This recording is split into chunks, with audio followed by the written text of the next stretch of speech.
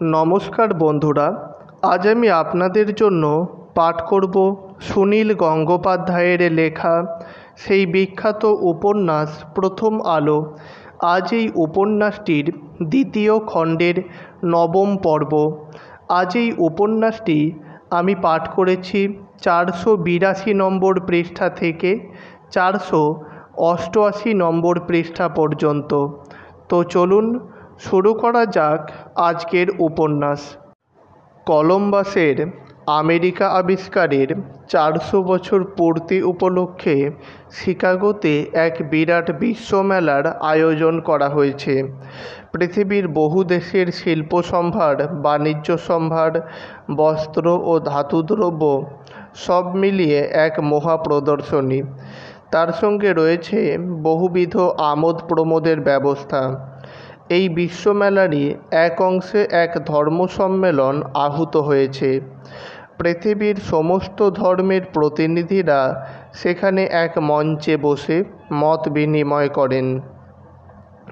বিশ্বমেলার চেয়েও এই ধর্মসভা বেশ গুরুত্বপূর্ণ ব্যাপার। ধর্ম মানেই রেষারেষি, ধর্ম মানেই পরমত অসহিষ্ণুতা। যদিও সব ধর্মেই আছে এক পরমেশ্বরের কথা এবং মানুষ মাত্রেই সেই পরমেশ্বরের সন্তান, কিন্তু তাহলে যে আলাদা আলাদা ধর্মের অস্তিত্ব বজায় রাখাটাই অর্থহীন, তা ধর্মীয় নেতাদের মাথায় ঢোকে না। পৃথক পৃথক ধর্মের অস্তিত্ব মুছে দিয়ে একটিমাত্র মানব ধর্ম প্রচার করলে যে এতগুলি ধর্মগুরুর গুরুগিরি ঘুচে যায়। তাই প্রকৃতপক্ষে ছোট বড় মিলিয়ে পৃথিবীতে এখন অনেকগুলি ধর্মমত। তাদের প্রত্যেকের আলাদা আলাদা সর্বশক্তিমান পরমেশ্বর। এই পরমেশ্বরের সন্তান সন্ততিদের সংখ্যা নিজ সম্প্রদায়ের মধ্যে সীমিত। এক সম্প্রদায়ের ধর্মগুরুরা অন্য ধর্মগুলিকে নস্যাৎ করার জন্য কাল্পনিক অভিযোগ, অসত্য, এমনকি কুৎসিত, কদর্য, হিংস্র ভাষা প্রয়োগ করতেও দ্বিধা করে না। প্রাচীন ধর্মগুলির উৎস ও বিস্তার প্রাচ্যভূমিতে। আবার ধর্মের বহু রকম ব্যভিচার এবং ধর্মের নামে বহুবার মানুষ হত্যার রক্তগঙ্গা প্রবাহিত হয়েছে এই প্রাচ্যভূমিতেই। প্রথম দিকে সব ধর্মই ছিল টোটেম বা মূর্তি পূজক। গ্রিস, রোম, ভারতের এই মূর্তি পূজা শিল্পকলার চরম উৎকর্ষে পৌঁছয়। গৌতম বুদ্ধ এসে সমস্ত মূর্তির কল্পনা ধূলিসাৎ করলেন। তিনি মানুষের আত্মিক উন্নতির এমন এক উচ্চমার্গের দার্শনিক ভাবনার প্রচার করলেন যাতে ঈশ্বরের কোনো স্থান নেই। কিন্তু এত উচ্চমার্গের চিন্তা সাধারণ মানুষ গ্রহণ করতে পারবে কেন? বুদ্ধের মৃত্যুর পর বৌদ্ধ ধর্ম আস্তে আস্তে ভাগ হতে লাগলো। তার মধ্যে ঢুকে পড়ল তন্ত্র মন্ত্র এবং বকলমে মূর্তি পূজা। ভারতে হিন্দু ও বৌদ্ধদের মধ্যে আধিপত্যের লড়াই চলল কিছুকাল। তারপর বৌদ্ধরা পাড়ি দিল দূর প্রাচ্যে, চীন, জাপানে। আর হিন্দুরা ভারতকেই মনে করে মহাভারত তথা নিজস্ব ভুবন। তার বাইরে কোথায় কি ঘটছে সে খবরও রাখে না। প্রথম তারা রূঢ় আঘাত পেল, আবার যখন আরব দেশ থেকে ঘোড়া ছুটিয়ে তলোয়ার উঁচিয়ে ভারতভূমিতে ঢুকে পড়ল মুসলমানরা। রাজশক্তির সমর্থন না থাকলে ধর্ম টেকে না। সাধারণ মানুষের ধর্মের প্রতি ভক্তির চেয়ে ভয়ই বেশি থাকে। সব ধর্মেরই প্রধান পতাকা হচ্ছে তলোয়ার কিংবা বন্দুক। মুসলমানদের কাছে হিন্দু রাজারা পদানত হবার পর থেকেই হিন্দু ধর্মের অবনতি হতে থাকে। কিন্তু হিন্দু ধর্ম এমনই হীনবল হয়ে পড়ে যে শেষ পর্যন্ত তারা আশ্রয় নেয় রান্নাঘরে। অসুস্থ লোক যেমন এটা খাবো না ওটা খাবো না বলে, তেমনি হিন্দু ধর্মের নেতাদের মুখে শুধু শোনা যায়, এর হাতের ছোঁয়া খাবো না, ওর হাতের ছোঁয়া খাবো না। আমিষ কিংবা পেঁয়াজ খেলেই ধর্ম গেল। গতিবেগ ও বারুদের জোরে মুসলমানেরা অধিকাংশ প্রাচ্য দেশ তো বটেই, ইউরোপকে পর্যন্ত কাঁপিয়ে দিয়েছিল। মহাশক্তিশালী অটোমান সাম্রাজ্য বিস্তৃত হলো এদিকে স্পেন, ওদিকে রাশিয়ায়। তাদের অস্ত্রের সামনে দাঁড়াতে পারে না কেউ। অস্ত্রধারীদের পিছে পিছে আসে মোল্লাতন্ত্র, প্রথমে লুণ্ঠন, তারপর ধর্মপ্রচার। রোমান সাম্রাজ্য টুকরো টুকরো হয়ে যাওয়ার ফলে খ্রিস্টানরা পিছিয়ে পড়ছিল ক্রমশ। নিজেদের গণ্ডি ছেড়ে বেরোতে পারেনি। মধ্যযুগ পার হবার পর তারা আবার জাহাজ সাজালো, বাণিজ্য তরীর সঙ্গে সঙ্গে রণতরী। মুসলমানরা স্থলপথে অপ্রতিদ্বন্দ্বী। নৌযুদ্ধের দিকে তারা মনোযোগ দেয়নি বিশেষ। জল বনাম স্থলের যুদ্ধে ক্রমশ বিজয়ী হয়ে উঠতে লাগলো খ্রিস্টানরা। শুধু যুদ্ধ নয়, বড় বড় জাহাজ আকুল সমুদ্রে ভাসিয়ে তারা বেরিয়ে পড়ল অজানার অভিযানে। আবিষ্কৃত হলো বিশাল বিশাল মহাদেশ। সেখানে স্বর্ণ ও শস্যের সম্ভাবনা অফুরন্ত। বৌদ্ধ, হিন্দু, মুসলমানেরা সেসব মহাদেশের অস্তিত্বের কথা কল্পনাও করেননি। বাণিজ্যে ও যুদ্ধে একাধিপত্য বিস্তার করার পর খ্রিস্টানরা সর্বত্র ছড়িয়ে দিতে লাগল খ্রিস্ট ধর্মের বাণী। মুসলমানদেরই মতন তারা ক্রীতদাসদেরও নিজেদের ধর্মে দীক্ষা দিতে দ্বিধা করে না। বর্তমান শতাব্দীতে মুসলমানরা দিকে দিকে পরাজিত হয়ে মাথা নিচু করে আছে, আর খ্রিস্টানদের কামানের গোলার সঙ্গে সঙ্গে ছুটছে বাইবেল হাতে পাদ্রীরা। রাজশক্তির উপর সওয়ার হয়ে তারা জোর গলায় বলে বেড়াচ্ছে, জগতে খ্রিস্টানদের ধর্মই শ্রেষ্ঠ, আর সব ধর্মের লোকেরা পাপী ও অধঃপতিত। এই রকম অবস্থায় শিকাগোর সর্বধর্ম সম্মেলন অবশ্যই তাৎপর্যপূর্ণ। একই মঞ্চে খ্রিস্টানদের গুরুদের পাশে অন্য ধর্মের প্রবক্তাদের স্থান দেওয়ার অর্থ তো সেই সব ধর্মের গুরুত্বও স্বীকার করে নেওয়া। নিজেরা পয়সা খরচ করে খ্রিস্টানরা তা করতে যাবে কেন? ক্যান্টারবেরির আর্চবিশপ তো এই প্রস্তাব শুনেই বলে উঠেছিলেন, না না, ও আমি যাব না। এই সব নেটিভরা, হিদেনরা, ওরা আমাদের চাকর বাকরের মতন। ওদের সঙ্গে এক জায়গায় বসলেই তো স্বীকার করে নেওয়া হবে যে ওরা আমাদের সমান। আমেরিকায় এই গোঁড়ামি কিছুটা শিথিল হবার বেশ কয়েকটি কারণ আছে। এই ঊনবিংশ শতাব্দীতে এদেশের মানুষ ধন ঐশ্বর্যে সব জাতকে ছাড়িয়ে যেতে বসেছে। বিজ্ঞানের নিত্য নতুন উদ্ভাবনেও এরা অগ্রণী। এত বড় একটা দেশে বসতি স্থাপন করতে এসে চাষবাস, খনি খোঁড়া, দূরপাল্লার যাতায়াতের ব্যাপারে যখনই তারা কোনো অসুবিধের সম্মুখীন হয়েছে, তখনই চরম অধ্যাবসায়ে তারা কিছু না কিছু যন্ত্রপাতি তৈরি করে ফেলেছে। তারপর সেই সব যন্ত্রপাতির পেটেন্ট নিয়ে বিক্রি করছে অন্য দেশে। টমাস আলভা এডিসন নামে একটা মুখচোরা লোক যেন জাদুকর। এর মধ্যে কত কী যে আবিষ্কার করেছে তার ইয়ত্তা নেই। একটা অতি পাতলা কাঁচের গোলাকার জিনিস, তার মধ্যে সরু সরু তার। সেই জিনিসটায় এমন আলো জ্বলে ওঠে যেন চোখ ধাঁধিয়ে যায়। আগুন নেই, অথচ আলো, বিদ্যুৎ। যারা দেখে তারাই হতবাক হয়ে যায়। আকাশের বিদ্যুৎ বন্দী হয়েছে ওইটুকু একটা ভঙ্গুর কাঁচের গেলাসের মধ্যে।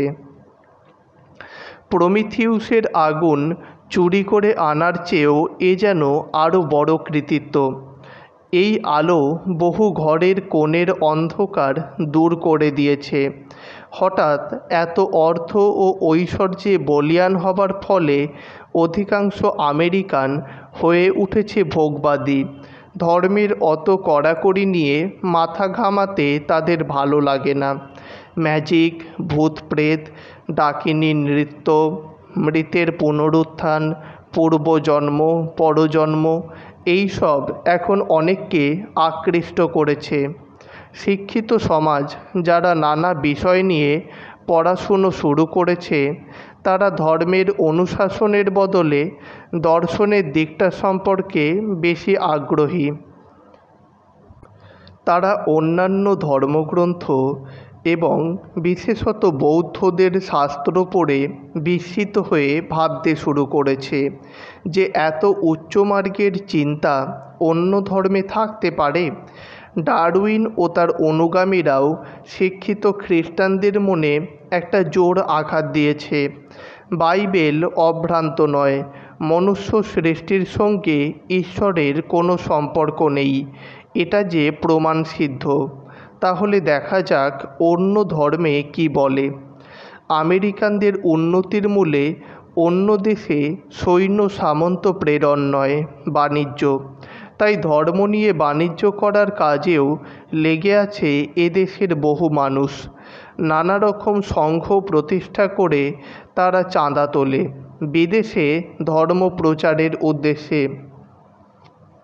ধনী আমেরিকানরা মনে করে নিয়মিত গির্জায় যাবার বদলে এই সব প্রতিষ্ঠানকে মোটা চাঁদা দিয়ে দিলেই তো বেশ ধর্মের কাজ হলো। এ ব্যাপারে মহিলাদের উৎসাহ বেশি। বিবাহ সম্পর্ক ছাড়াও পুরুষ সংসর্গে যদি কোনো পাপ হয়, ধর্ম প্রচারের জন্য অনেক টাকা দিলে সে পাপ কেটে যাবে। এই ধর্ম ব্যবসায়ীরাও পৃথিবীর নানা দেশে ছড়িয়ে পড়ে যে কোনো প্রকারে। গরিব, অসহায়, নির্যাতিত মানুষদের খ্রিস্ট ধর্মের আলো পৌঁছে দেয়। যদি 1000টা অন্ধকারাচ্ছন্ন এরকম মানুষকে খ্রিস্টান করা যায়, তাহলে পরের বছরে তা দেখিয়ে চাঁদা তোলা যাবে অনেক বেশি। সেই টাকায় ধর্ম ব্যবসায়ীদের নিজেদের আরামবিলাসের উপকরণ জুটবে ঢের। এই ধরনের ধর্ম ব্যবসায়ীরাও শিকাগোর সর্বধর্ম সম্মেলন সমর্থন করেছে বিশেষ মতলবে।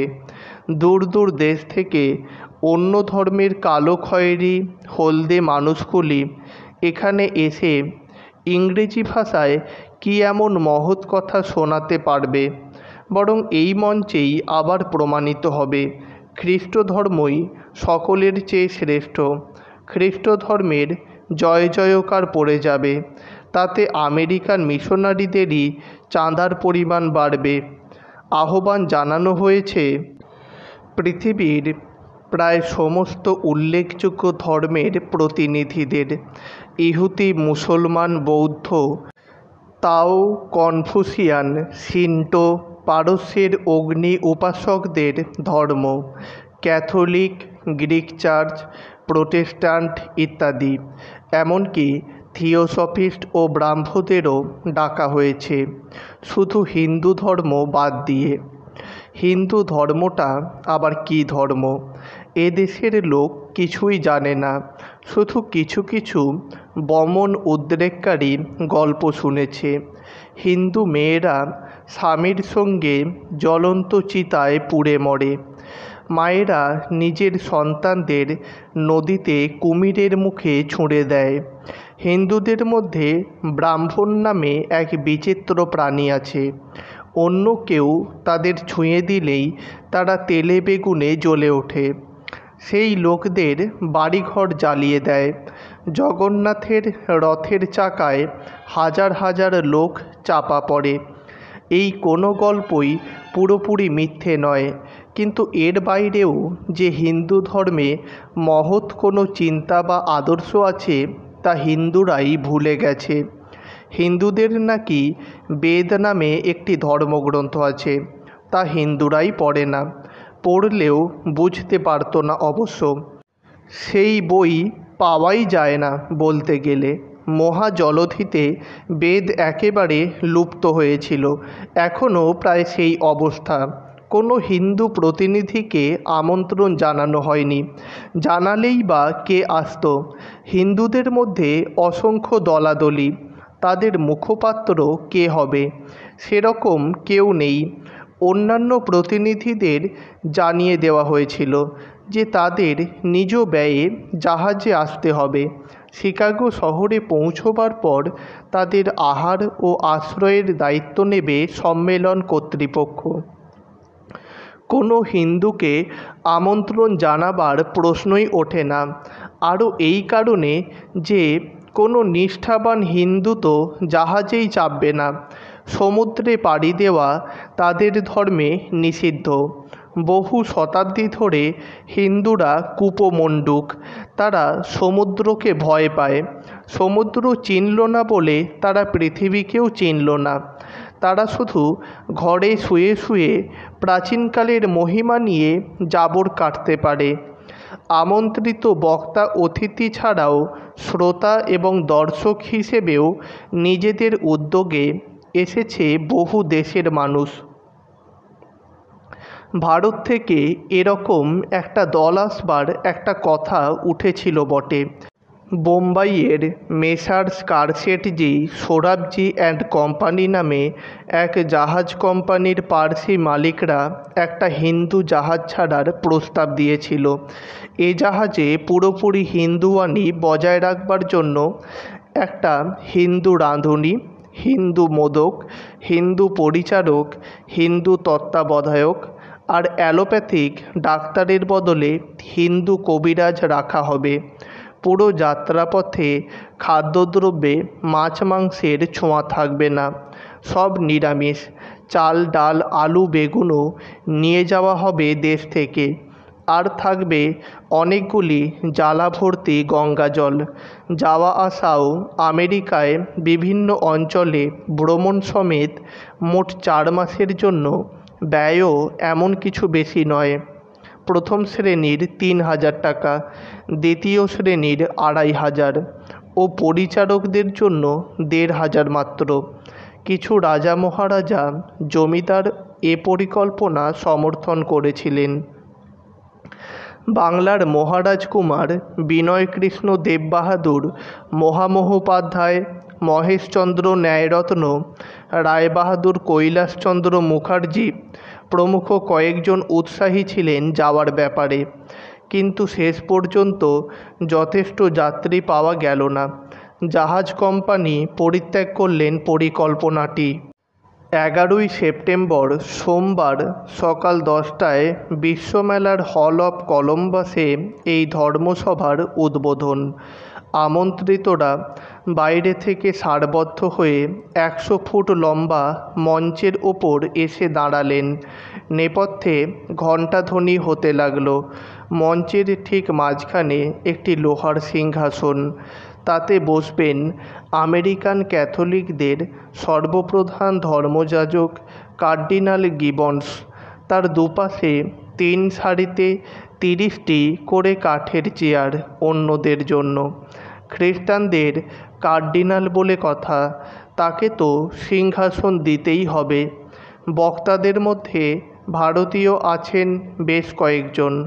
বৌদ্ধ ধর্মের প্রতিনিধি ধর্মপাল, জৈন ধর্মের বীরচাঁদ গান্ধী, থিওসফিস্ট জ্ঞানেন্দ্রনাথ চক্রবর্তী ও অ্যানি বেসান্ট, ব্রাহ্ম সমাজের বি নাগরকর ও প্রতাপচন্দ্র মজুমদার প্রমুখ। প্রতাপচন্দ্র মজুমদার 10 বছর আগে একবার আমেরিকা ঘুরে গেছেন। তিনি সুবক্তা ও সুপুরুষ। কেশব শিষ্য প্রতাপচন্দ্র একেশ্বর ব্রাহ্ম ধর্মের সঙ্গে খ্রিস্ট ধর্মকে মেলাতে পারেন চমৎকারভাবে। তাই তিনি এদেশে আগে থেকেই কিছুটা জনপ্রিয়।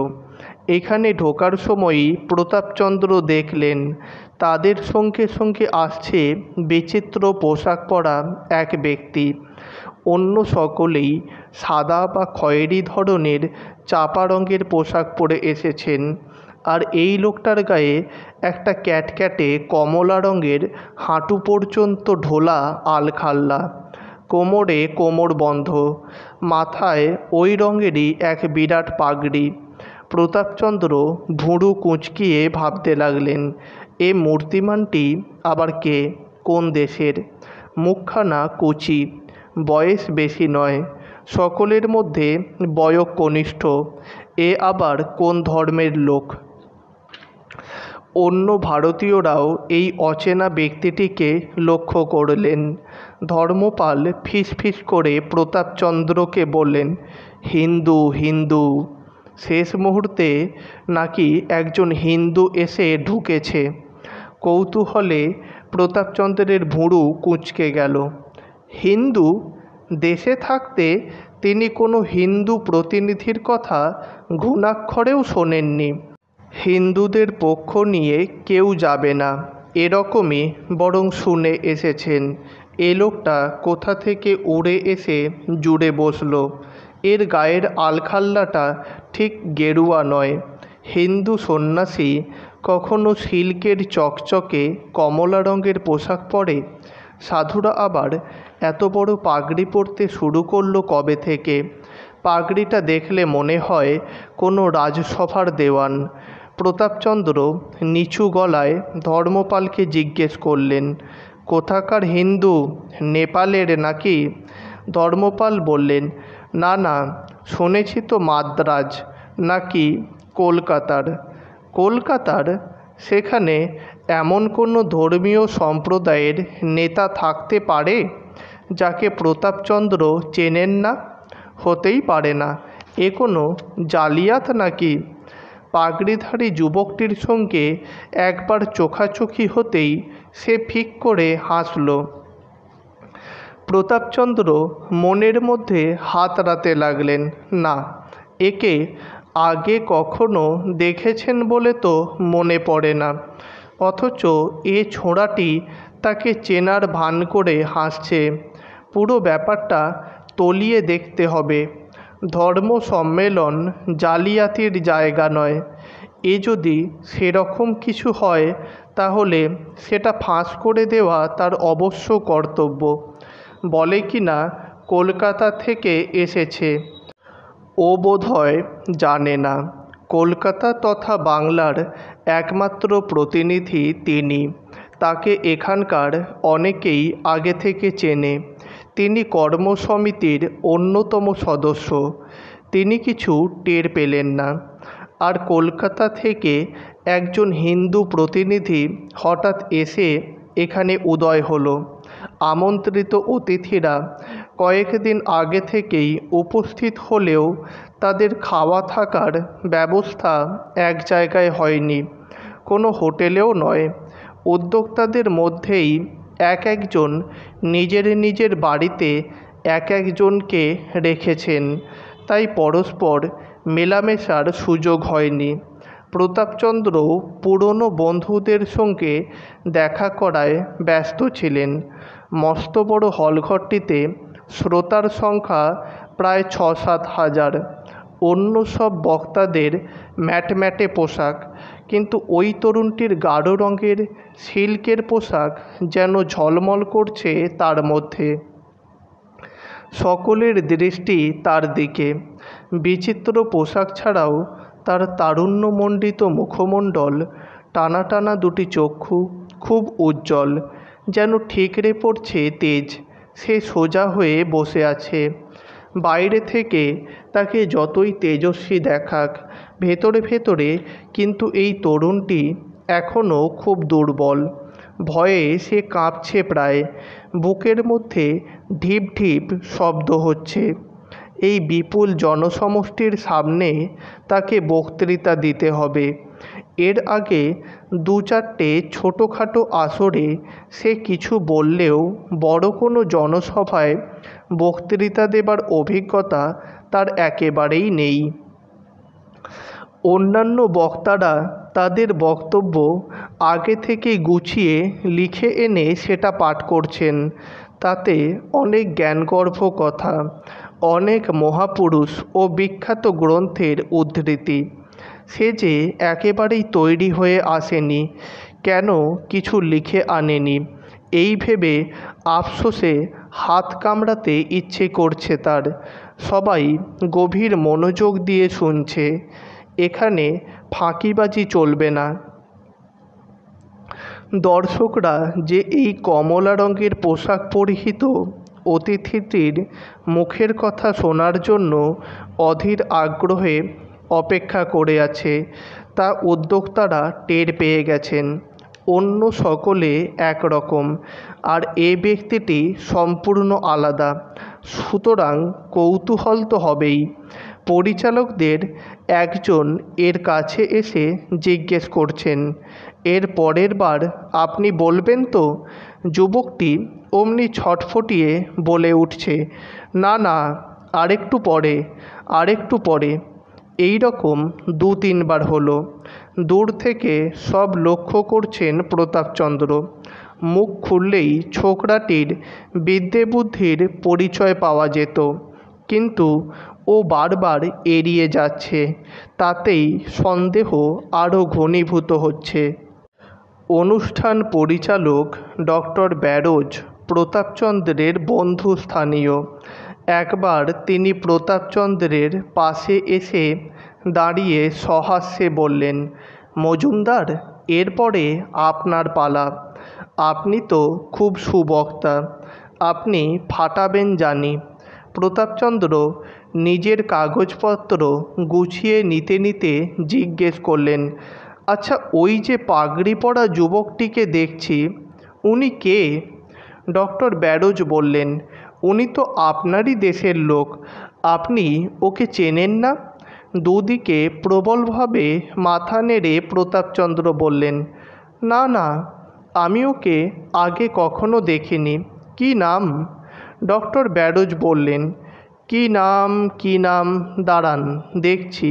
এই যে, বেশ শক্ত উচ্চারণ করা, স্বামী ভিবেকানন্দ। প্রতাপচন্দ্র ভুরু উত্তোলন করে রইলেন। স্বামী না হলে বোঝা গেল না যে স্বামী, কিন্তু ভিবেকানন্দ এরকম নাম তিনি 7 জন্মে শোনেননি। বাঙালির আবার এরকম উদ্ভট নাম হয় নাকি? ধর্মপালের কাজকর্ম কলকাতা কেন্দ্রিক হলেও তিনি কলকাতার বুদ্ধিজীবী মহলের সঙ্গে তেমন সম্পৃক্ত নন। আর জ্ঞানেন্দ্রনাথ চক্রবর্তী বাঙালি বটে, কিন্তু এলাহাবাদের অধিবাসী। জ্ঞানেন্দ্রনাথ বসেছেন মঞ্চের অন্য দিকে। কাছাকাছি থাকলে তার সঙ্গে এ বিষয়ে আলোচনা করা যেত। প্রতাপচন্দ্রের নাম ঘোষিত হতেই তিনি উঠে চলে গেলেন বক্তাদের জন্য নির্দিষ্ট রোস্ট্রামের দিকে। পরিশীলিত উচ্চারণে বহু অপ্রচলিত ইংরেজি শব্দ ব্যবহার করে তিনি যে চোস্ত বক্তৃতাটি দিলেন, তাতে বাইবেল ও উপনিষদের অপূর্ব সমাহার ঘটেছে। লিখিত অংশ পাঠ করা ছাড়াও মাঝে মাঝে তিনি মুখ তুলে বাইবেলের অংশবিশেষ মুখস্থ বলতে লাগলেন অনর্গলভাবে। প্রচুর হাততালিতে শ্রোতারা তাকে অভিনন্দন জানালো। হাততালি অবশ্য কোনো বক্তাই কম পাচ্ছেন না। এদেশে একটা হাততালির ভদ্রতা আছে।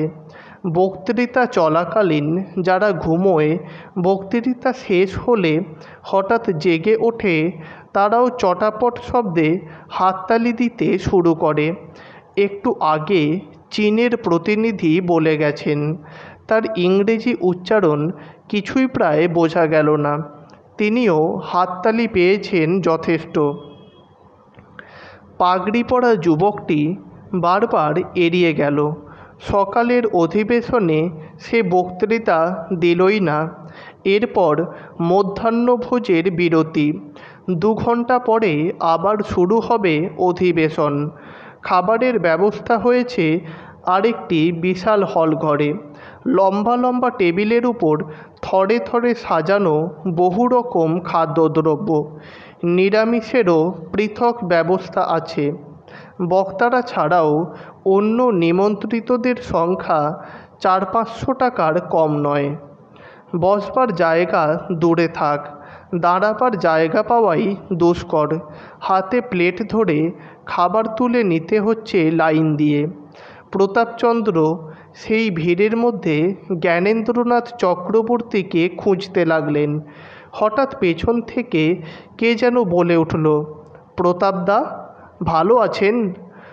আমূল চমকে উঠে ঘুরে দাঁড়িয়ে তিনি দেখতে পেলেন সেই পাগড়ি পরা যুবকটিকে। তার সারা মুখে হাসি ছড়ানো, বাংলায় কথা বলছে, সত্যি সত্যি বাঙালি, পাগড়ি পরা বাঙালি সন্ন্যাসী। প্রতাপচন্দ্র আমতা আমতা করে বললেন, আপনি মানে তুমি কে? ঠিক চিনতে পারলুম না তো। যুবকটি সকৌতুকে বলল, এরকম জবরজং ধরাচুরো পড়ে আছি, তাই ধরতে পারছেন না। আপনি আমাকে চেনেন, আগে অনেকবার দেখেছেন। প্রতাপচন্দ্র বললেন, আগে দেখেছি? তোমার নাম কি? যুবকটি বলল, আমি এখন সন্ন্যাসী। সন্ন্যাসীর তো পূর্বাশ্রমের নাম উচ্চারণ করতে নেই। আপনার ঠিক মনে পড়বে, আমি শ্রী শ্রী রামকৃষ্ণ পরমহংসদেবের শিষ্য। আপনাদের নববিধানেও এক সময়ে আমি অনেকবার গেছি।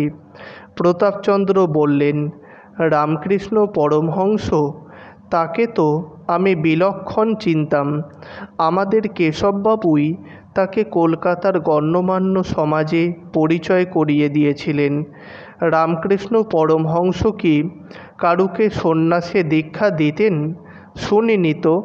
তিনি বড় কষ্ট পেয়ে দেহত্যাগ করলেন। তারপর তার কথা আর বিশেষ শোনা যায় না। কোনো খবরও সংবাদপত্রে চোখে পড়েনি। যুবকটি বলল, আমরা গুটিকয় চেলা এখন ঠাকুরকে অবলম্বন করে আছি। তিনিই আমাদের জীবন নিয়ন্ত্রণ করছেন। প্রতাপচন্দ্র বললেন, তুমি যে এখানে এলে, কাদের পক্ষ থেকে এলে? কোন সম্প্রদায় তোমাকে পাঠালো? যুবকটি বলল, ঠিক কোনো সম্প্রদায়ের পক্ষ থেকে আসিনি, এমনকি দেশে থাকতে কোনো আমন্ত্রণও পাইনি। তবু কী করে যেন পাকে চক্রে আসা হলো। এমনকি মঞ্চে আপনাদের পাশে বসার সৌভাগ্যও জুটে গেল। প্রতাপচন্দ্র বললেন, দাঁড়াও দাঁড়াও, মনে পড়েছে, তুমি তো নরেন, সিমলের দত্তবাড়ির ছেলে, গ্র্যাজুয়েট স্টুডেন্ট ছিলে, খুব ভালো গান গাইতে, তাই না? নরেন মাথা নিচু করে বলল, চিনতে পেরেছেন তাহলে? প্রতাপচন্দ্রের মনোভাব সঙ্গে সঙ্গে বদলে গেল। এই যুবকটি সম্পর্কে এতক্ষণ যে বিরূপ ধারণা গড়ে উঠেছিল তা অপসৃত হয়ে গেল এক নিমেষে। এই যুবকটি তো কলকাতার তার নিজস্ব বৃত্তেরই একজন। রামকৃষ্ণ পরমহংসের চেলাদের সঙ্গে তার কোনো দ্বন্দ্ব নেই। এত দূর দেশে একজন পরিচিত মানুষকে দেখলে আপনা আপনি একটা আত্মীয়তার বন্ধন তৈরি হয়ে যায়। তিনি বললেন, তোমার পিতৃবিয়োগের পর তুমি খুব অসুবিধেয় পড়েছিলে, এই পর্যন্ত জানি। তারপর আর কিছু শুনিনি। তুমি কবেই বা সন্ন্যাসী হলে, আর কি করেই বা এখানে এলে? তোমাকে দেখে বড় খুশি হলুম গো নরেন। নরেন বিনীতভাবে বলল, ইচ্ছে আছে হিন্দু ধর্মের হয়ে দু চার কথা বলবো এখানে, কিন্তু প্রতাপদা, আপনারা কি চমৎকার ভাষণ দিলেন, ভাষার কি অপূর্ব বাঁধুনি। আমি কি পারবো? কখনো এত মানুষের সামনে দাঁড়িয়ে কিছু বলিনি। প্রতাপচন্দ্র তার পিঠ চাপড়ে দিয়ে বললেন, পারবে না কেন? নিশ্চয়ই পারবে, ঘাবড়াবার কি আছে? গুরুর নাম স্মরণ করে বলে যাবে। এই সময় জ্ঞানেন্দ্রনাথ কাছে এসে দাঁড়ালেন। প্রতাপচন্দ্র তার সঙ্গে নরেনের আলাপ করিয়ে দেবার জন্য সোৎসাহে বললেন, জ্ঞানবাবু, এই ছেলেটিকে চেনেন? এ আমাদের কলকাতা থেকে এসেছে। জ্ঞানেন্দ্রনাথ বললেন, হ্যাঁ, কয়েকদিন ধরে এর কথা শুনছি। এর নামই তো বিবেকানন্দ, তাই না? প্রতাপচন্দ্র বললেন, বিবেকানন্দ? তাই বলো। তখন ডক্টর ব্যারোজ কি একটা বিদঘুটে উচ্চারণ করল, বুঝতেই পারিনি। বাহ, বেশ নাম তো। বঙ্কিমবাবুর আনন্দমঠে সত্যানন্দ, জীবানন্দ, ধীরানন্দ এই সব আনন্দের দল ছিল। তুমিও সেই রকম এক আনন্দ। তা নরেন, তুমি কি করে আমেরিকায় এসে পৌঁছলে? টাকা পয়সা কে দিল? আমন্ত্রণপত্রই বা কীভাবে জোগাড় করলে? এসব জানতে খুব কৌতূহল হচ্ছে। নরেন বলল, সে এক লম্বা গল্প। শুনলে আপনারা হয়তো বিশ্বাসই করতে চাইবেন না। প্রতাপদা, এখন তো বেশি সময় নেই, পরে একদিন আপনাদের সব বলবো। তো বন্ধুরা, আজ এ পর্যন্তই। পরের দিন নতুন কোনো গল্প, নতুন কোনো উপন্যাস, নতুন কোনো প্রবন্ধ, নতুন কোনো পর্ব নিয়ে হাজির হব আপনাদের কাছে। আর হ্যাঁ, চ্যানেলটিকে সাবস্ক্রাইব করে অবশ্যই সমৃদ্ধ করবেন, যাতে নতুন কোনো গল্প, উপন্যাস বা প্রবন্ধ প্রকাশের সঙ্গে সঙ্গে আপনাদের কাছে পৌঁছে যেতে পারি। ধন্যবাদ।